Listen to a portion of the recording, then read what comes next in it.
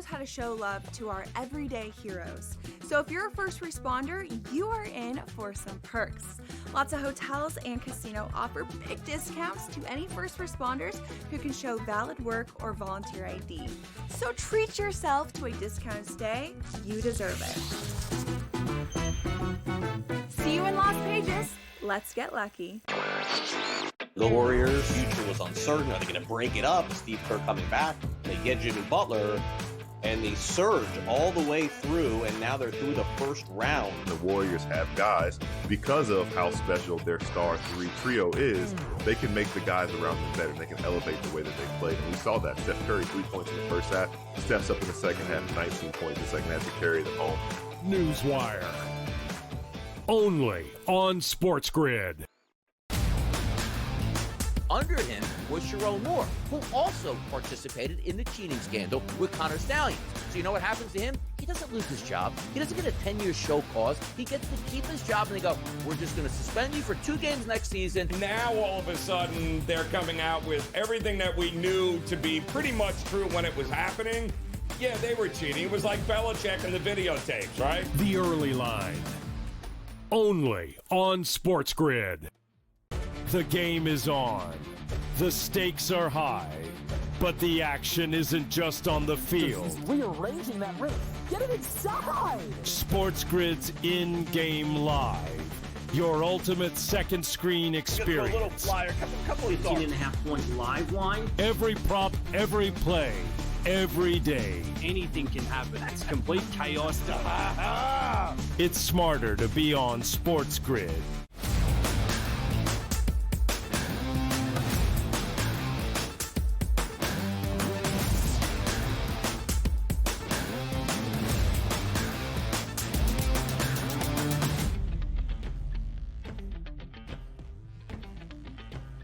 We welcome you to hour number 2 live right here on this Thursday on the early line on SportsGrid. He is Donnie right side. I am Ben Stevens, live in person in studio once again together here over these next 2 hours up until 11 a.m. Eastern time. A lot to dive into here in this second hour. Where do the NBA playoffs stand after a chaotic start to round number 2? The first 6 games, the road team as at least a 5.5-point underdog, winning outright as Oklahoma City kind of returned us back more to the mean, with a huge 43-point win against Denver last night in the 7th game of round number 2. We'll do some MLB recaps to start off this opening hour.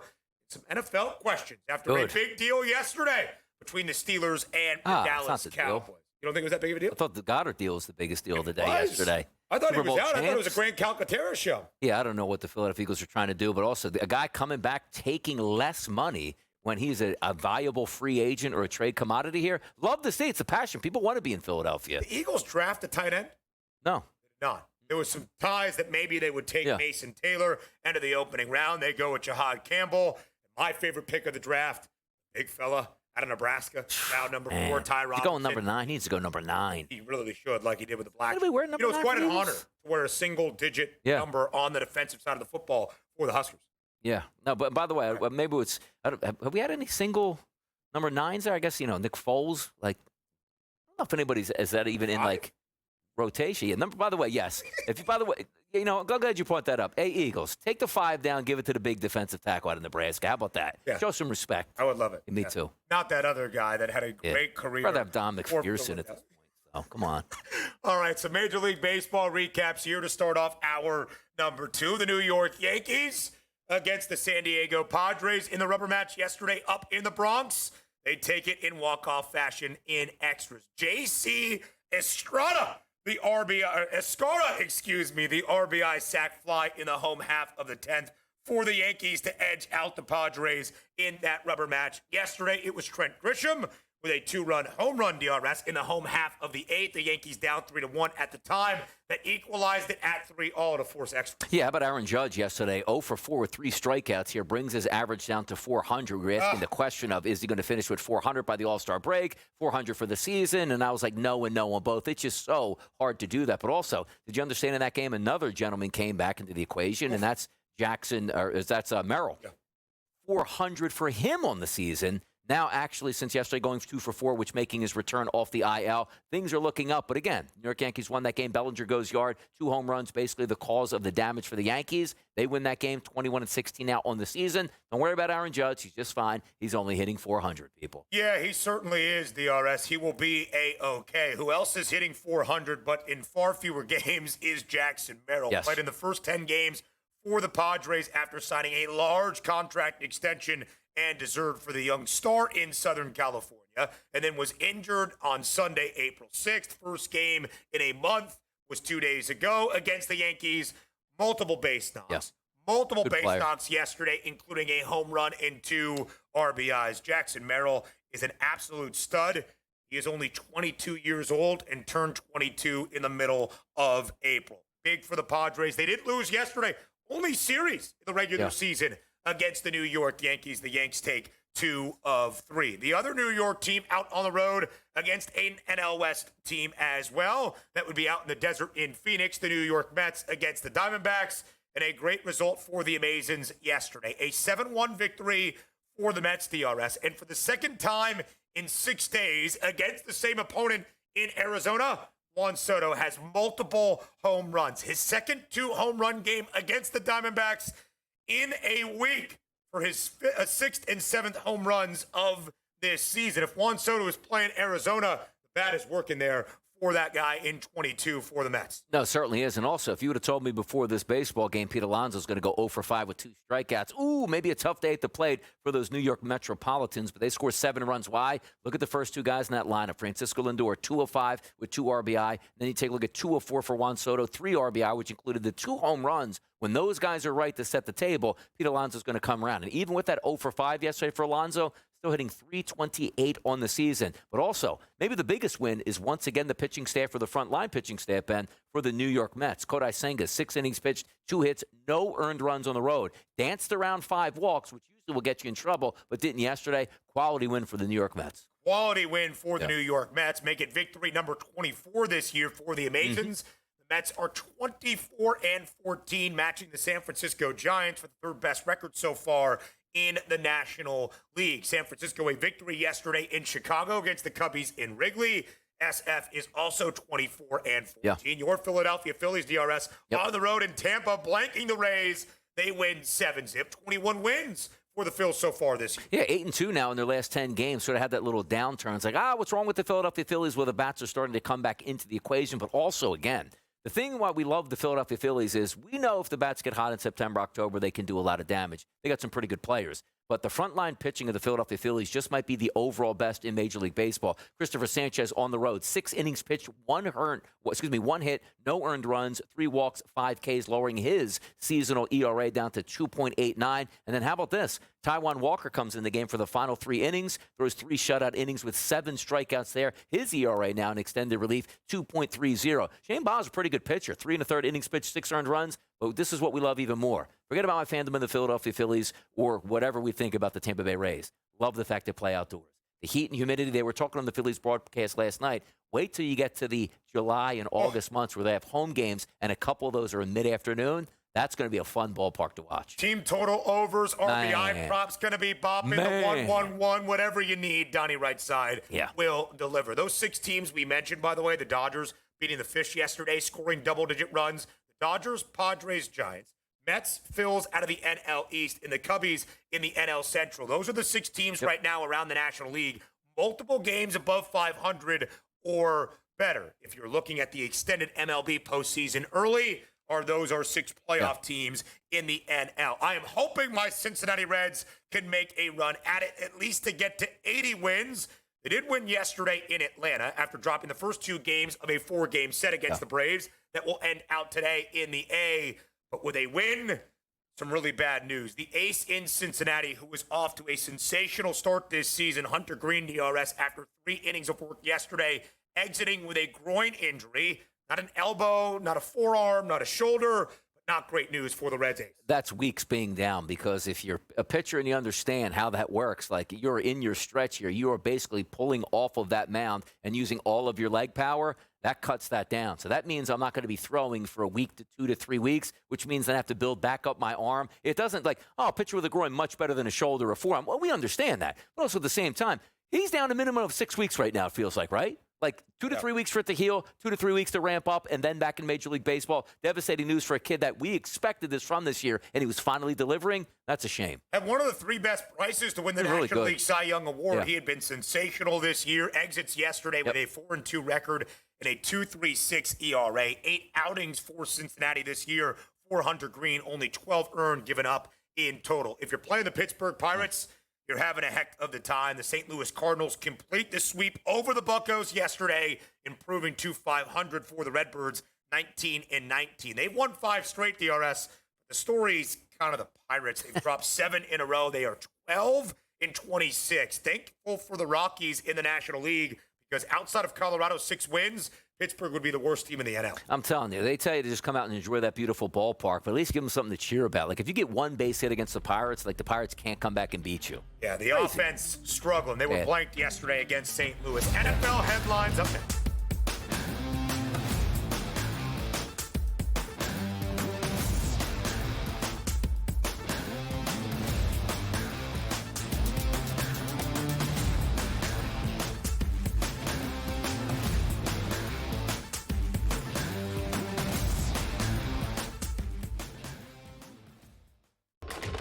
Enter into the magical world of McLuck.com, where even the smallest of spins can win real cash prizes. Adventure into over 1,000 of the best Vegas-style slot games. So what are you waiting for? Unlock your free welcome offer today. Join the fun where winners play and players win. 2 guys that can do it all. Too much electricity this morning. This is a good time. We're having a lot of fun. I had to do a triple take. Ka-ching! Why? Because of parity. I didn't mean to offend. Yeah, it's not going to happen. Load management is a dirty word. Let him rip. You know what? Circumstances provide the results. What? How do you do this once? Oh, Donnie, you got such a good show there. A network that is booming. The Early Line, only on SportsGrid. The game is on. The stakes are high. But the action isn't just on the field. He's rearranging that roof. Get it inside! SportsGrid's in-game live. Your ultimate second screen experience. A little flyer, couple 15.5-point live line. Every prop, every play, every day. Anything can happen. That's complete chaos.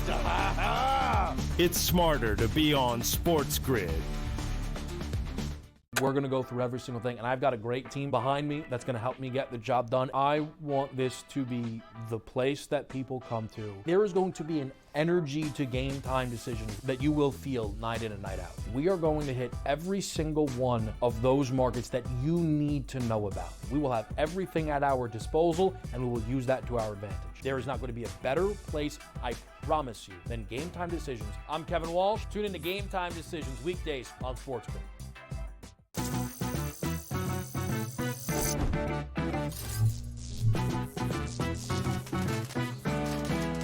Did you know sportsbooks tend to draw up tighter bet lines for events that get even more bettors, like championship games or major matchups? My tip, try betting on less popular sports. You might have a better shot at beating those odds. Now, go get lucky. See you in Las Vegas. Let's get lucky.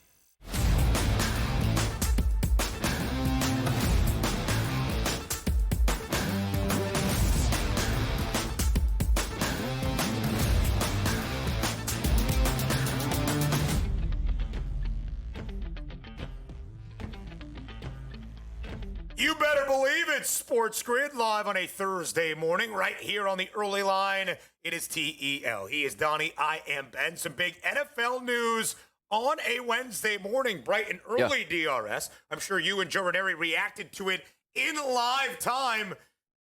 George Pickens, traded from the Pittsburgh Steelers to the Dallas Cowboys. In return, a third rounder making its way back to the Steel City. So what does George Pickens now bring to Big D to add on to this offense? We talked about it on the day of the NFL draft, at least during draft week at the end of last month. Jerry Jones, GM, owner, of course, of the Dallas Cowboys, saying he was working on substantive trades for the Cowboys. What exactly that meant, we weren't entirely sure. We thought there might be something ahead of the 2025 NFL draft happen after they trade for George Pickens. How do you grade the trade on both sides? I think it could work out extremely well. Because understand this, George Pickens, extreme talent, extreme headaches. The one thing that you don't like to see out of a football player is, I quit on my team. He did that multiple times. And also, understand this from the Pittsburgh Steelers' perspective and how he made his way to the Dallas Cowboys. The Cowboys fans will look at this, and they should. Man, we stole an unbelievable talent. What was the compensation? A third-round pick? We'll take that every time. Yeah. But then you have to say, as a Cowboys fan, going, why would the Steelers give away this wide receiver for just a third-round pick? Well, there's two things here. Him and Mike Tomlin were at the end of the road. They just couldn't work together anymore, and maybe he wants more opportunities, which then you go, well, you're getting more opportunities, which you might have Aaron Rodgers as your quarterback, but DK Metcalf. I can't be with DK Metcalf. I got to shine. Now you're going with CeeDee Lamb, who's even a better wide receiver than DK Metcalf and will command even more targets than DK Metcalf. And also understand this. He wants to get paid. He's in the final year of his contract. Now, also, I saw the agent put some good words in his mouth. Look, contract's not really big. Let me prove myself. So you go to a football team where Dak Prescott is going to throw for a lot of yards next year if he's healthy, but you are not the main target. And you're trying to analyze what your worth is when you're not the main target at this point. Some things don't add up right now, but sometimes a change of scenery does work well for players here. But understand this. NFL teams do not let young, talented wide receivers go unless there are major issues or errors that they feel that wide receiver causes, and you might be getting that with George Pickens. And you would think, DRS, if there was one locker room based on consistency and accountability that could handle somebody that's a little bit much off the field or even on it when he is not receiving the football, like George Pickens, it would be Mike Tomlin. So if Mike Tomlin is willing to discard George Pickens, who Pittsburgh drafted in round number 2 back in 2022 for a third rounder, of course you lose a little bit of value. Maybe you're shaking your head. The Cowboys have made a few trades this offseason. They got Joe Milton, and now be their backup quarterback, a guy in Kaiir Elam, who is absolutely barbecue chicken every time he plays in the secondary. Though. That is my exact point. The promise of maybe we can make these guys work here in Dallas, but maybe just a little bit scared of doing so. There is no doubt that George Pickens has that immense talent. 3 years in the National Football League, at least 801 receiving yards in all 3 of his NFL seasons. A season ago, DRS, 59 grabs, but more than 100 targets in Pittsburgh, 900 yards, 3 touchdowns, 15.3 yard per reception. I mention that because he is a big play threat. In fact, in 2023, now 2 seasons ago, he led all the National Football League in that yard per catch at 18.1. You mentioned how he pairs up with DK Metcalf, 2 guys that are really downfield receivers that want to do the same thing. In Dallas, CeeDee Lamb, one of the elite route runners in the National Football League, frees him up with a little bit more flexibility. Maybe there's a little bit of a better pairing in the wide receiver room. But you know CeeDee Lamb is going to get his targets, which means where does that leave George Pickens, except maybe 35 yards down the field, mauling with a cornerback as he is blocking the absolute crap out of him. You wonder if a first-year rookie head coach in Brian Schottenheimer, who has his own questions to deal with, kind of facilitate that partnership in the locker room. Yeah, and also when you take a look at a wide receiver, right, how do you know when they're lying? Anytime that their lips start moving at this point, which is great because number one wide receivers like CeeDee Lamb will say like, oh, it's going to be nice to get this guy in the room, dap it up behind his back. Well, you know you're not getting any of these chances out here that I'm going to get. But I do think this fits, and also from a buy opportunity for Dak Prescott. He is a wonderful regular season quarterback. If he has time to throw with George Pickens and CeeDee Lamb, he is going to put up some numbers. We'll get to some of the team totals just a little bit and maybe some of the avenues that the Cowboys can have some success. But I don't think anybody from either side, like if you are a Steelers fan, boy, I can't believe we gave up on George Pickens. You have to trust Mike Tomlin understands when it is right to give up some wide receivers, because the wide receivers he gave up in the past, he gives up on them at the right time. And be careful what you're buying from a Dallas Cowboys perspective. But we know how Dallas operates.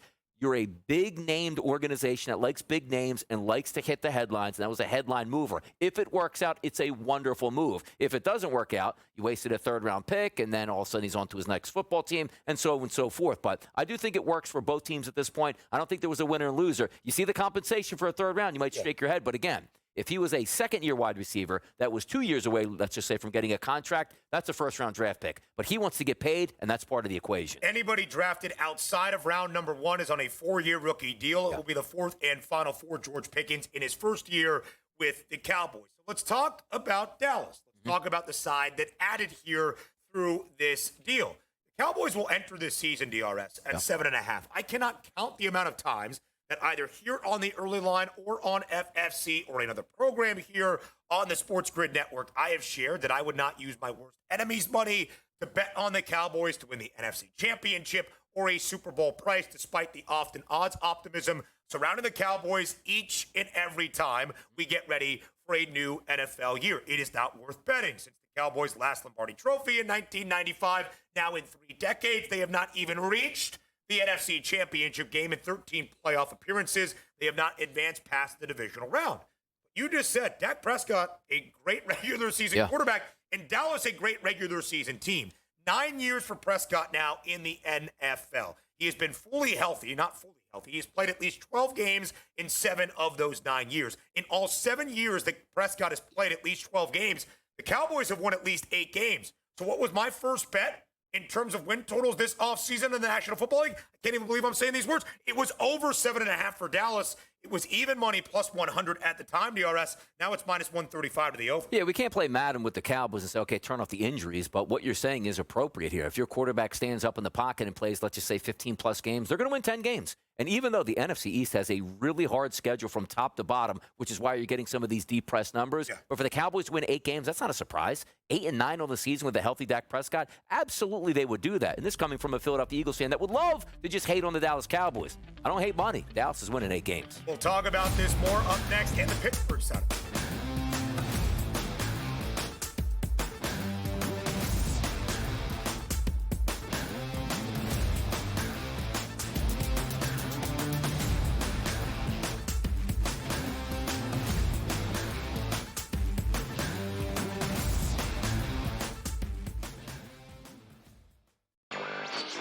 The Warriors' future was uncertain. Are they going to break it up? Steve Kerr coming back. They get Jimmy Butler, and they surge all the way through, and now they're through the first round. The Warriors have guys, because of how special their star 3 trio is, they can make the guys around them better. They can elevate the way that they play. And we saw that. Steph Curry, 3 points in the first half, steps up in the second half, 19 points in the second half to carry them home.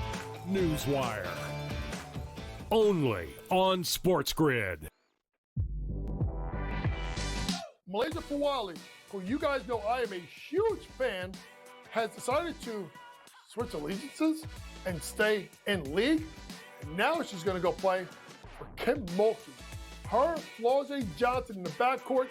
It's going to be interesting to watch. You wonder sometimes with roster construction, maybe too much is not too good.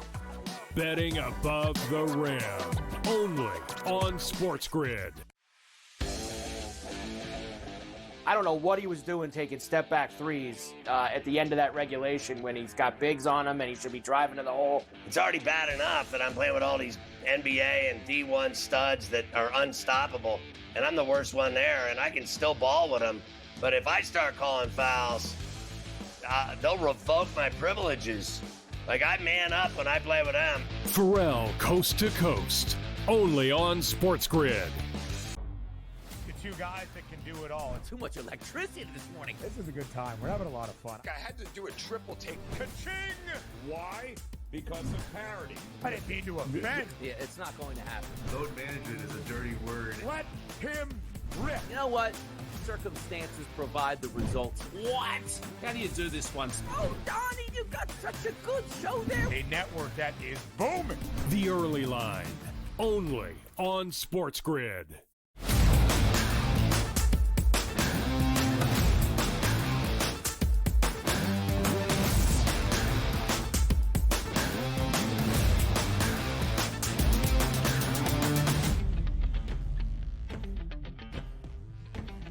Again, I cannot believe I am uttering these words, but the first NFL offseason bet that I made was on the Dallas Cowboys. It was over the 7.5 win total for Dallas at the time, even money.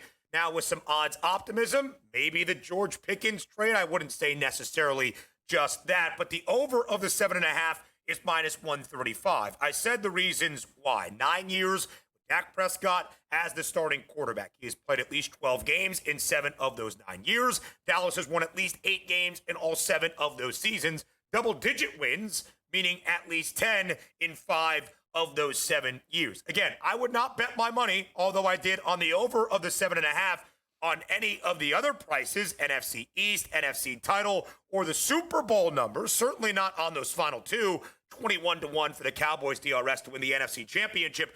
44-1 to hoist a Lombardi Trophy finally for the first time in 3 decades.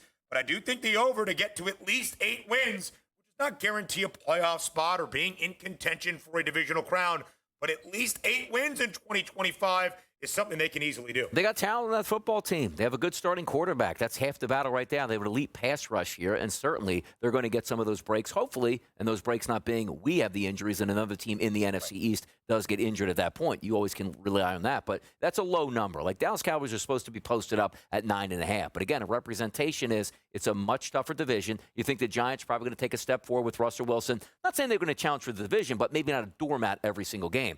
Washington, certainly a quality football team. Then the Philadelphia Eagles just won the World Championship last year. So that's why you're getting at the depressed price point. And also understand this, that schedule is really, really tough with the draw that the NFC East got. So it is a lower market. But if I'm going to get Dak Prescott healthy for a year with that offense, he's going to put up numbers. They're going to score. And again, we don't even need 500. Right. You don't even need 500. Right. In the 5 years under Mike McCarthy, the first year in the bookend year, Dak Prescott was not healthy. Dallas won 6 in 7 games, respectively. In the 3 years that Dak Prescott basically played in full, even 12 games, I believe, in 2022, the Cowboys won exactly 12 games in each of those 3 seasons and won the NFC East title in 2 of those 3 years. So there should be just a little bit of optimism for Dallas to at least be good in the regular season. Again, the postseason, a very, very, very, very different conversation even after the acquisition of George Pickens. But, Donnie, we talked about it. Okay, some promise for Dallas. They add a very talented wide receiver. If they can keep him focused on football, could be a great deal for that Cowboys offense. But there weren't many Steelers fans yesterday pounding the table. We just traded away George Pickens. What are we doing? We have no direction. We're a terrible organization. It's been a weird offseason in the Steel City, I would say. But you do trust Mike Tomlin in the track record of trading away wide receivers that might be a little bit more to deal with off the field in the locker room than they are on it. The Steelers' outlook for 2025, still with no quarterback in place outside of Mason Rudolph and the guy they drafted in the 6th round. And Ohio State's Will Howard is still 8.5. I don't know necessarily, DRS, what the plan is. Still waiting, I think, is a great and catchy headline and really is kind of emblematic of where Pittsburgh stands. Are they still waiting on Aaron Rodgers? Yeah, well, here's the issue. They didn't make any moves at quarterback because they know Aaron Rodgers is going to be their quarterback. So then you say, okay, well, that makes sense, 8.5. He can stay upright in the pocket. He's got DK Metcalf, a really good defense, and a coach that understands how to win. Not really winning the big thing lately, but making runs to the playoffs and winning double digits and certainly being over 500. Here's my main issue here with the Pittsburgh Steelers, to be honest, at this point. You're telling me right now that Aaron Rodgers you have an agreement that I'm not going to come to your team just yet. It's a brand new playbook. I'm not going to be friends with the players. I'm not going to build off-season camaraderie because I want to go to the Kentucky Derby. I want to visit the pyramids. I want to take ayahuasca. I want to hang out in certain places. Then I'll show up at training camp and I'll be your quarterback.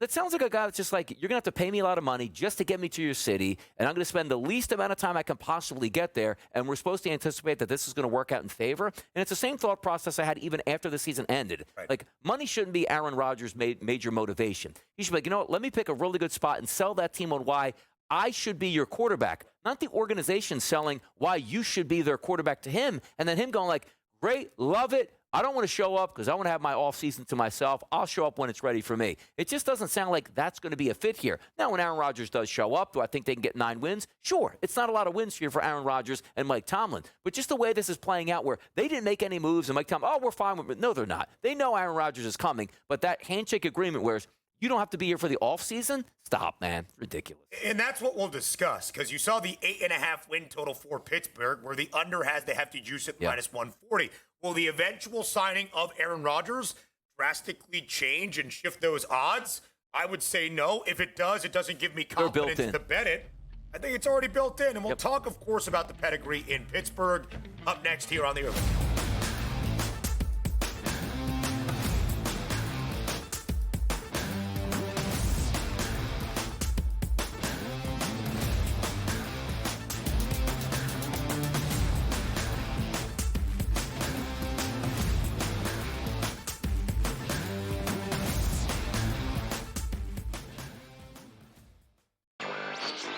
The Warriors' future was uncertain. Are they going to break it up? Steve Kerr coming back. They get Jimmy Butler, and they surge all the way through, and now they're through the first round. The Warriors have guys, because of how special their star three trio is, they can make the guys around them better, and they can elevate the way that they play. And we saw that. Steph Curry, 3 points in the first half, steps up in the second half, 19 points in the second half to carry them home.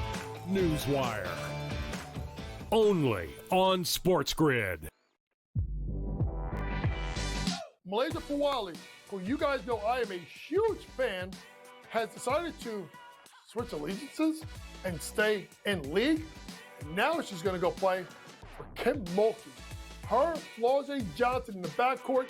It's going to be interesting to watch. You wonder sometimes with roster construction, maybe too much is not too good. Betting above the rim. Only on SportsGrid. I don't know what he was doing taking step-back threes at the end of that regulation when he's got bigs on him and he should be driving to the hole. It's already bad enough that I'm playing with all these NBA and D1 studs that are unstoppable, and I'm the worst one there, and I can still ball with them. But if I start calling fouls, they'll revoke my privileges. Like, I man up when I play with them. Pharrell, Coast to Coast. Only on SportsGrid. Two guys that can do it all. Too much electricity this morning. This is a good time. We're having a lot of fun. I had to do a triple take. Ka-ching! Why? Because of parity. I didn't mean to offend. Yeah, it's not going to happen. Load management is a dirty word. Let him rip. You know what? Circumstances provide the results. What? How do you do this one? Oh, Donnie, you got such a good show there. A network that is booming. The Early Line. Only on SportsGrid.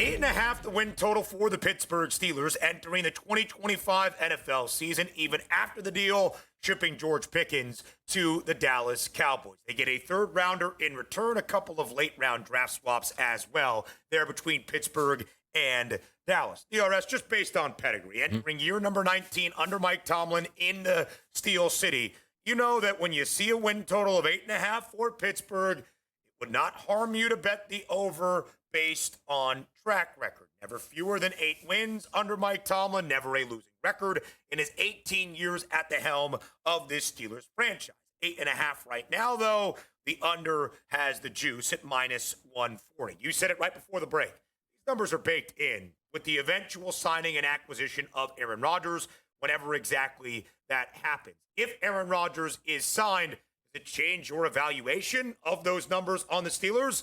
For me, not at all. In fact, might make them more negative. No, it's baked in at this point. It really is. And also understand this, too, when you try to get the top of your game. Like, the Steelers were so motivated to move George Pickens, who could be a young Pro Bowl wide receiver for the next 5 to 6 years for the franchise, for a third-round pick. And sometimes they say, okay, it was a third-round pick. Who did we draft? You didn't draft anybody. It's next year's third-round pick. So that's almost like a devalued third-round pick, because when you make a move, it's like, we're going to lose a wide receiver. At least that third-round pick will give us a backup offensive lineman, maybe a tight end, maybe a third wide receiver to sort of help in the fold. They got nothing for George Pickens this year, which then you say, you know what? Metcalf on one side, Pickens on one side, Aaron Rodgers will make that work. It's a lot more electric. Now, granted, DK is still one of the best wide receivers in football. Yeah. You have competency at the other 2 and 3 spots here for the Pittsburgh Steelers. But for my money, I'm not excited as I was for the Pittsburgh Steelers with getting Aaron Rodgers, because Pickens was going to be a part of that. They'll still be fine. He's still a professional quarterback. But as I brought up here, the vibes for me around the Pittsburgh Steelers aren't there, because Mike Tomlin has turned into, is it really big enough just to have a winning record than actually putting a football team together that can win multiple games once you get to the playoffs? Yeah. That's a question. And for the Pittsburgh Steelers organization and fans, like, they're built on Lombardis. Is the fan base excited going into this year with an aging Aaron Rodgers, if that's their guy? Like, what's the future? You know when teams start to get excited? When you draft your young future quarterback in the draft, which we thought they might be going after Shedeur Sanders. I'll tell you right now, they have Shedeur Sanders. I'm feeling better about the Pittsburgh Steelers than them actually getting Aaron Rodgers. Donnie, how could you do that? Aaron is a professional. He's been around the league, and Shedeur might be a bust. Yeah, he might be a bust, But sometimes hope is all the fan base asks for, and watch it play out. It's a really good point, DRS. Is Aaron Rodgers better even at this stage of his career? He will be 41 in December. Mason Rudolph, sixth-round pick. Will Howard, the quarterback for the national champion Ohio State Buckeyes. Yeah, I would still say that he is. Does he move the needle for me more than those guys? Yeah. No. Mike Tomlin has proven, even in the final few years of the Ben Roethlisberger tenure, when he wasn't nearly the Big Ben that he was in the prime of his career, that with guys like Mason Rudolph or Kenny Pickett or a variety of quarterbacks, they can still find their way to success and even playoff appearances. Steelers fans don't care anymore about going 9-8 and being in the hunt graphics in December. They don't care about making the playoffs and getting ousted in their first game, as they have done 4 of the last 5 years, as the Pittsburgh Steelers have done since 2016. The last time the Steelers won a playoff game was the 2016 NFL postseason. It was the last time they appeared in the AFC Championship. So whether it's Aaron Rodgers, Mason Rudolph, Will Howard, or insert X, me, a backup high school quarterback, or Donnie, a wonderful wide receiver during his playing games at William Patterson, making the transition to the quarterback spot. Could the Steelers win 8 games? Sure, but it does not mean they are going to reach those other margins, DRS, of winning the AFC North, of winning an AFC championship, of winning a Super Bowl. That should say AFC North, not the AFC East. Either way, that is the story for the Steelers at this moment. We'll wait until Aaron Rodgers gets there. Let's transition to the Indianapolis Colts in a quarterback battle that we will see this offseason in Indy. A very intriguing one in my estimation. It's about to be year number 3 for Anthony Richardson in his NFL career. Of course, very short rookie campaign, only playing in 4 games, a shoulder injury that sidelined him for the remainder of his rookie season. Last year got back, dealt with a few injuries, but there was hope and promise for AR that was never actualized. Awful in terms of efficiency and accuracy. It was the number one thing holding back any bit of his draft stock out of Florida, where he had a completion percentage in his final year with the Gators at 53.8%, his lone year as a full-time starting quarterback collegiately. And those issues, DRS, have carried over to the NFL. So this offseason, Indianapolis signs Daniel Jones, I believe, on a 1-year, $14 million deal. Something in excess of double digits in terms of $1 million. And they draft Riley Leonard, the quarterback out of Notre Dame via Duke, in the late portions of the NFL draft. So courtesy of our Canadian friends at the FanDuel Sportsbook, the Week 1 starting quarterback odds for the Colts. Anthony Richardson, still an odds-on favorite at -265. Danny Dimes, second best price. We throw in Riley Leonard at at 35-1. Ultimately, DRS, week number 1, early September in Indianapolis. Who gets the nod in year number 3 under Shane? It's so simple. That -265 price should be -660. Barring injury, he will be the starting quarterback opening day. But there also should be another poll out there. How many weeks does he actually be the starter? 2.5 weeks, 3.5 weeks? Because you just don't miraculously get better this season when the spotlight is on you, when you had every opportunity in the past, whether it's injury, not being professional. For some reason, he just can't stay on the football field. And when he does, you see the electric parts of him. You see the deep ball that can be so pretty at times. And then you see the 6-yard out route that he can't complete a pass towards an interception or just doesn't throw the football to the right player. Those are the issues that you run into. He has all the talent in the world. If you could go into a laboratory and say, give me the perfect quarterback, strength, size, conditioning, and arm strength, it is Anthony Richardson. But he just hasn't put it together here. And the question is, does he want to put it together? Now, if you start the season with Daniel Jones or Riley Leonard, that white flag is up. I'm not saying the Colts are going to have a sensational year regardless of any quarterback they put in. But you're crazy to think that Anthony Richardson is just not going to be gifted that quarterback number 1 spot, at least for the month of September. He will be there. They have no other choice but to do that. You can't have Daniel Jones. There's no, passion from the fan base. You're not going anywhere with your season or in a rookie quarterback at that point right now. That wasn't even a pedigree quarterback drafted in the top 15. It's going to be Anthony Richardson, and they are praying that he somehow miraculously can complete 65+% of his passes. That's not going to work, but he will be the starter in September. There were some conversations around Indianapolis midway through the opening round of the 2025 NFL Draft. Would they surprise people and draft a quarterback? You can't. When you've invested a 4th overall pick on a guy that is about to enter year number 3. You'll find out this year. And more than likely, if we were betting this market, if it were even available, DRS, will the Colts pick up AR's 5th-year team option at the end of his 3rd season? No. Will he start double-digit games this year? I'd say the no is juiced. Anthony Richardson played 11 games last year. Of the 33 NFL quarterbacks that played at least 10 games in the 2024 NFL season, there was one quarterback who had a completion percentage sub 60%. It was Anthony Richardson at 47.7. I mean, it's bad. It's not even like, oh, it's not great, but there might be some hope. It is awful. And that is always the thing, despite your athletic prowess. If you are not efficient collegiately, where the windows get a lot tighter and the game gets a lot faster in the National Football League, that's not something generally, DRS, that improves when you make that step to the next level. I do think Anthony Richardson is going to be the week 1 starter. I think that's a bettable price at minus 265, because if it is not, the Colts already know that, or at least they already should, and they should try to be shopping this guy with a narrative shift of optimism around him to try to even get back a 5th, 6th, or 7th round pick in return if he is not that week 1 starter. But here's the thing that's tough to sort of comprehend, because the NFL is always, evolving in. And he is a specimen that can really help your football team in certain situations. You take a look at let's just say, the Seattle Seahawks at this point. They signed Sam Darnold, but who do they go in the draft? Jalen Milroe. And then right away you go, well, he's not going to play. Oh, wait a second. The packages that you could put in for Jalen Milroe, can you imagine a better short yardage quarterback situation that you have with Anthony Richardson? The only problem is you can't really do that with the team that drafted you in the first round. Say, yeah, well, that's what we thought he would be, a part-time, third-string quarterback at that point. But if he lands on another organization that could sort of rebuild his image and use him in certain packages, he can work in the NFL. Maybe so, but probably not as the face of the franchise in Indy. NBA talk next.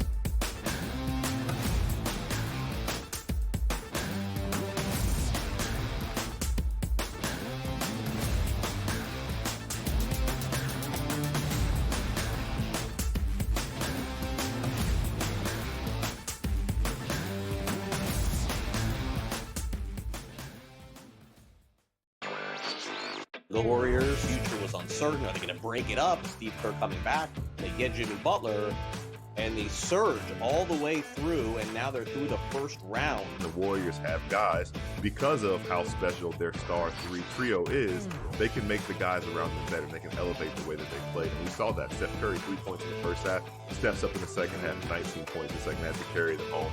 Newswire. Only on SportsGrid.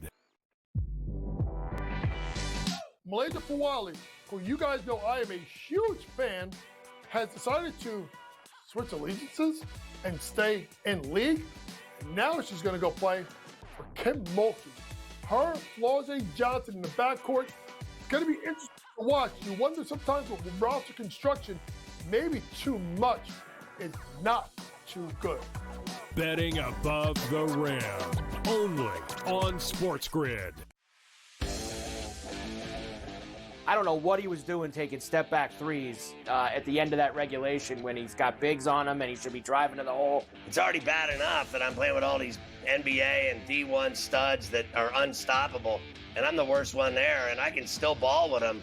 But if I start calling fouls, they'll revoke my privileges. Like, I man up when I play with them. Pharrell, coast to coast. Only on SportsGrid. The two guys that can do it all. Too much electricity this morning. This is a good time. We're having a lot of fun. I had to do a triple take. Ka-ching! Why?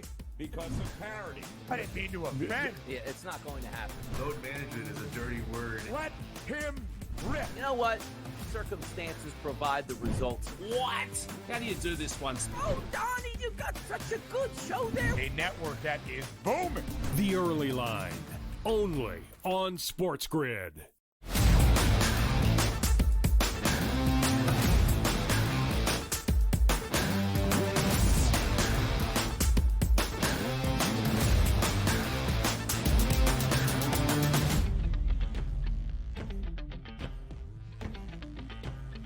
Live right here on this Thursday on the Early Line on SportsGrid, we get you set with one big question on everything you need to know around the NBA playoffs and where we stand right now with all 4 of our second round series. We will start with a look at the Western Conference, what we are seeing both in Minneapolis, so far in OKC, as we get ready to head to Denver for game number 3 tomorrow. DRS, one big question for all 4 of these sets. We start out west, and we start in the spot where our lone NBA playoff game comes tonight. That's in the Twin Cities.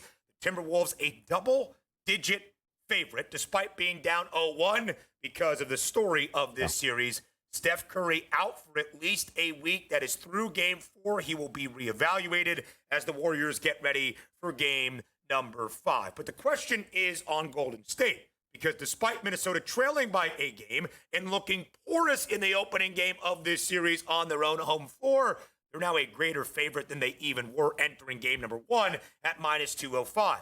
So in the absence of the chef, DRS, who needs to step up most for the Warriors? It's just simple. It's Jimmy Butler. It's what they acquired the guy for. You know, this guy has a championship pedigree. Now, granted, getting to the pedestal and winning that championship still left to be desired here for Jimmy. But we've seen him take the Miami Heat to levels that we didn't think they could get to here, specifically because he was himmy at that point, and that's what you need now. We don't know how long he's going to have to carry this team, but if we're being optimistic, maybe Game 6, maybe game number 7 where you see Steph and he's not even 100%. So some might say, like, well, of course, Donnie, you're going to pick Jimmy Butler at that point. Well, how much more can Draymond Green carry you? He's going to get 15-plus points every night, drain 4 3-point shots, shoot double-digit 3-point shots. You can't rely on that. Podziemski, he hasn't even shown up yet in the playoffs, it feels like at this point. And then just leaning to some bench players to say, oh, I think like somebody can set. No, it's Jimmy Butler. Jimmy's got to have 30, 10, and 8 games repeatedly. Not even to win basketball games, Ben, to keep them in the mix of being able to win a basketball game enough to eventually get your superstar player Steph Curry back on the court. So for me, it's really simple at this point.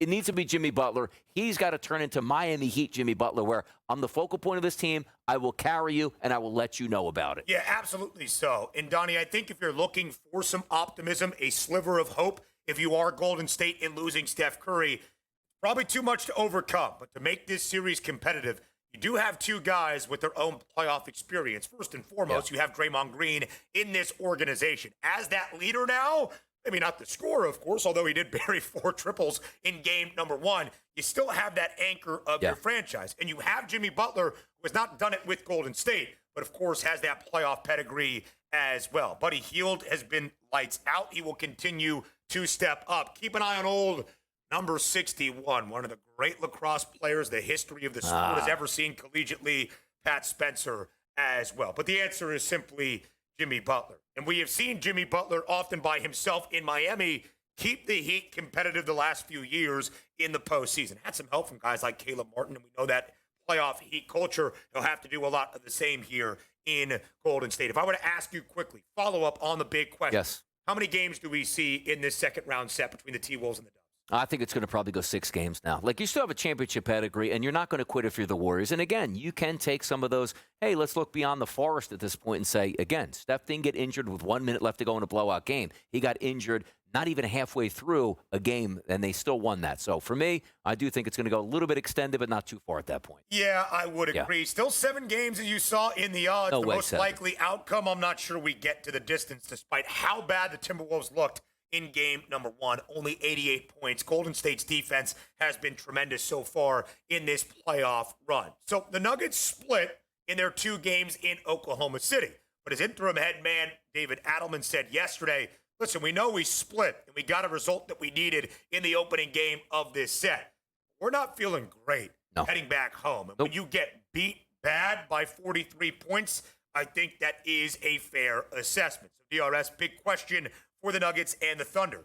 Does Denver have to win both games, games 3 and 4 at altitude, to win this series outright over Oklahoma City? No, they don't. No. And we're just trying to play simple math at this point. If you told me that they're not going to win any games at home, yeah, they're not going to win the series. They get 1, which means you're a best of 3. You have the championship pedigree. You see how your superstar is going to play in those moments here. Is it great to win 2 of those games where you go back 3-1 to OKC? That's fantastic, because then you can lay an egg in game number 5 and think you can win in game number 6, which the Warriors tried in round number 1, didn't work out, and then they won game number 7. Yeah. But you just need to win 1 of those games. 2-2, you're in it, which means we're toe-to-toe with the best team in the NBA with the record in the regular season. We can win these final 2 games over the next 3. I just need them to win 1 game to have a legitimate chance to win the series. 2 would be unbelievable, and they probably win the series. I just need 1. I agree with you. I would say they need at least 1, of course, here in games 3 and 4. If they're going to be trailing 3-1, heading to OKC in game 5, we're probably done in 5.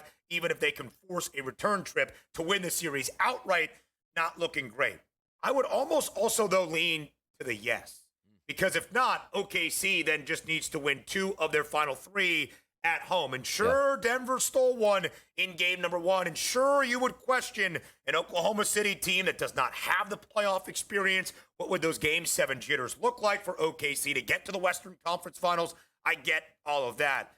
I still really think, as the odds display here, the Thunder in pole position, even if they take just one in their 2 games upcoming in Denver. And again, even though we see some really helter-skelter things so far in the opening 2 games of the second round, you are not going to see even the Cavs or the Celtics, DRS, in those 0-2 holes more than likely be booked as an underdog unless Cleveland and or Boston loses in game number 3. And OKC, 4.5-point favorite for tomorrow night's game 3 at altitude, going to be booked as the favorite more than likely in every game in this series against Denver. Oklahoma City now back to a -180 favorite to win the Western Conference crown. It's where they were entering round number 2. Of course, they took a little bit off that number after losing and coughing up that 14-point lead in the fourth quarter, 13-point lead in the fourth quarter against Denver. But DRS, outside of the Western Conference odds, where OKC is -180, one thing stands out to me above all else. You are really starting to see a gap in the NBA championship odds, where the Thunder and the Celtics have basically been separated by a couple of cents, at least within a $0.50 for a good majority of this year. Now it's more than a $2 gap in favor of Oklahoma City at +125, the Celtics at +350, and the Cavs moving back. Is there some value in those teams ahead in their series? We'll talk about it up next here on TPL.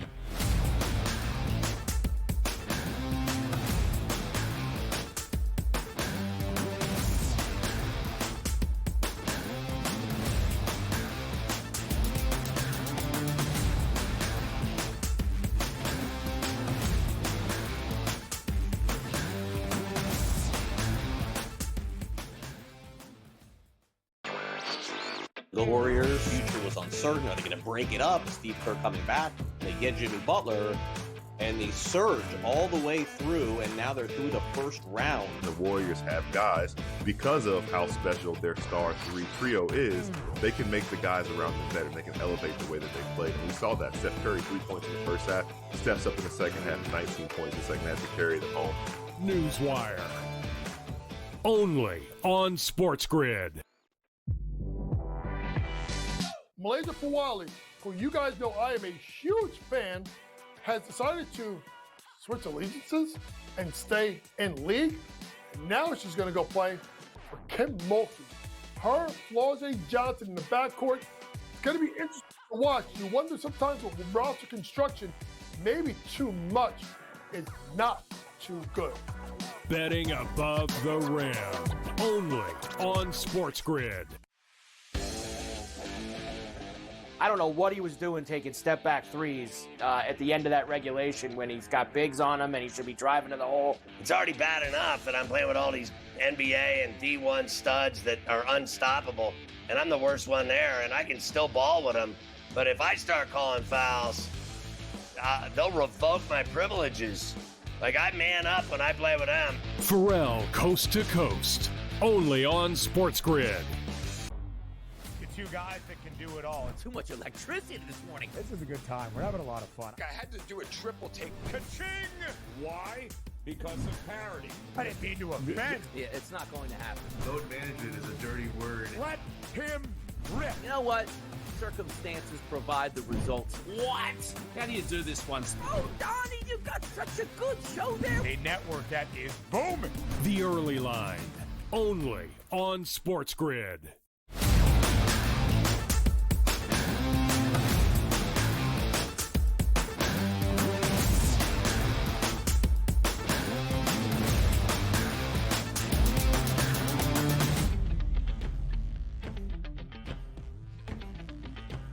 Live right here on the Early Line on SportsGrid, rounding out hour number 2 with one big question for each of our 2 conference semifinal series around the Eastern Conference. Let's start with our first game tomorrow night, DRS. That one will be in Indianapolis between the Pacers and the Cavs. Somehow, some way, the cardiac comeback kids in Indy, They have taken each of the opening 2 games against the Cavaliers, trailing by 7 with 47 seconds left in Game 2, and still finding their way to a win. But one of the stories of this series, especially in Game 2 for the Cavs, the absence of DeAndre Hunter, and maybe even more notably, Darius Garland and Evan Mobley. Indiana returns home, already up 2-0, entering game number 3 as nearly a minus money $2 favorite to win the series outright. So the question now, is the series underdog despite being the number 1 overall seed out east, DRS? Do the Cavaliers need all 3, Garland, Mobley, and Hunter, back to win this series? Yes, absolutely. If we were 1-1 or 2-0 for Cleveland, like, hey, can we stem the tide until some of our top players get back? Then you say we have a little bit more room to breathe. They have no room to breathe. Like, if they don't all 3 come back and play well, and who's to say if they will come back and play well, that you could even get a split in Indy, which means you're down 3-1 heading back to your home court there in Cleveland, which you need that game, and then you need Game 6 and Game 7 on top of it here. This is one of the series where it's like, we'll talk about the Boston Celtics and the chances to come back on the Knicks, which I think is quite high at this point, even being down 0-2, losing those 2 games on your home court. I'm not feeling as advantageous here for Cleveland because even though they didn't have those players in game number 2, and Mitchell scored 48 points, and they should have won that game, but they didn't win the game. Like, there's no moral victories. Oh, man, we played real hard. Like, no. Understand the task at hand, where now you're looking at Indy just to hold home court serve by winning 1 game. They win 2. You don't even go back to Cleveland. The series is over, and the Cleveland Cavaliers as the number 1 overall seed got swept here. So absolutely, if it's 1-1 or 2-0 series lead for Cleveland, I say absolutely not. They don't need all 3. They're down 0-2, Ben. They need all 3 of those players to play and play well to just have a chance to win the series. Not just a crazy comeback in the final minute, DRS. Much like the Knicks have been in each of their opening 2 games, they were down 20. That being Indiana late in the 3rd quarter in game number 2. Down by 14 heading into the 4th and final quarter. What the Pacers have done in the final 40 to 50 seconds of their games, both the clinch, of course, against Milwaukee, and what the Pacers did in game number 2 against Cleveland. Tyrese Halliburton, dare I say he is underrated with what he does in those clutch moments. There is no doubt for me, DRS.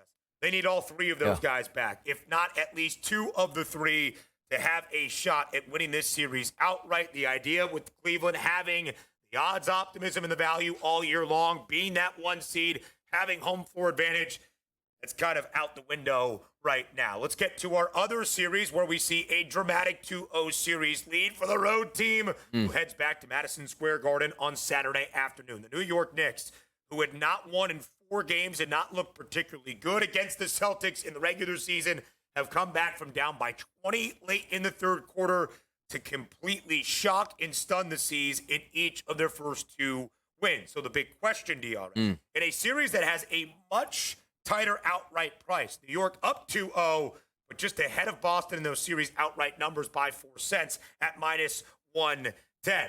As we talk about Boston, even if they win this series, is this version of the Celtics still a title-winning level team? If they win the series? Yes, absolutely, because that shows that they can play B-level and C-level basketball and beat quality opponents like the New York Knicks. Just imagine if they play really good basketball like we know they're capable of. So I looked at those first 2 games, and again, it's so tough. You don't want to take anything away from the Knicks. But then again, you have to say, okay, Boston, just play and get back to level, which I think they will. But to answer your question at this point, if they win this series, losing the first 2 games on their home court and playing terrible basketball, recognizing that they just have to play decent basketball the rest of the way and win, let's just say, in 6 or 7 games, that would be impressive to me. And yes, why not? The Boston Celtics, again, can cut down the nets. They have to gentlemen sweep the final 5 games of this series to beat the New York Knicks. It would certainly show some championship resolve.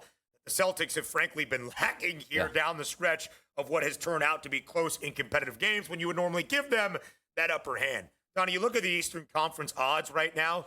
I think the odds makers are all out of whack. The Celtics have basically been a minus money favorite since late February, despite being the 2 seed out east. It's a plus 160 price. Where do you look to find that best bet? Is it on Indiana? Is it on New York at this moment? I think the Pacers have some pretty good numbers, but to be honest, if I just looked at the Celtics and the Knicks, I still want to take the Celtics at the plus 260 as opposed to the Knicks at plus 280, even though they have home court advantage with a 2-0 series lead. It sounds crazy, but we haven't seen those Boston numbers in a while. We have not seen a plus money price on the Seas in a long time. Hour number 3 up next.